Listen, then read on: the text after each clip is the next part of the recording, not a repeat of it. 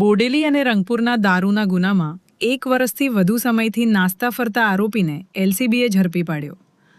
બોડેલી તથા રંગપુર પોલીસ સ્ટેશનના પ્રોહિબિશનના 2 ગુનામાં 1 વર્ષથી વધુ સમયથી નાસ્તા ફરતા મધ્યપ્રદેશના આરોપીને છોટાઉદેપુર લોકલ ક્રાઇમ બ્રાન્ચે ઝડપી પાડ્યો છે. પોલીસ મહાનિરીક્ષક સંદીપસિંહ તથા છોટાઉદેપુર જિલ્લા પોલીસ અધિક્ષક ઇમ્તિયાઝ શેખની સૂચના અને માર્ગદર્શન હેઠળ એલસીબીપીઆઈ એમએફ ડામોરની ટીમ પેટ્રોલિંગમાં હતી.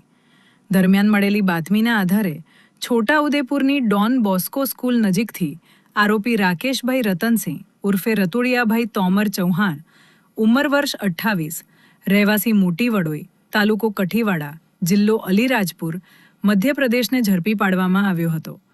પોલીસ પૂછપરછમાં આરોપીએ બોડેલી અને રંગપુર વિસ્તારમાં દારૂની ગાડીઓ પકડાતા બંને ગુનામાં તેનું નામ ખુલ્યું હોવાનું જણાવ્યું હતું. ત્યારબાદ પોલીસથી બચવા તે ઇન્દોર તરફ મજૂરી કામે જતો રહ્યો હતો અને લાંબા સમયથી પોલીસ પકડથી દૂર રહ્યો હતો.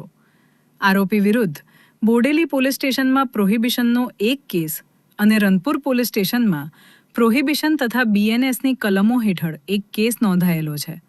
એલસીબી પોલીસે આરોપીની અટકાયત કરી આગળની કાયદેસરની કાર્યવાહી હાથ ધરી છે.